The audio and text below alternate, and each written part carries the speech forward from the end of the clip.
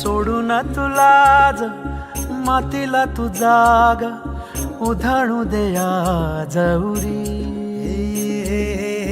उजाडू दे आज साकड हे माग होऊ दे पहाट नवी.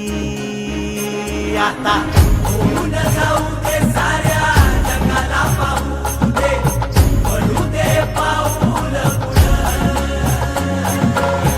जरी काट पाया खाली लाकड्याला येऊ दे पडू दे पाऊल.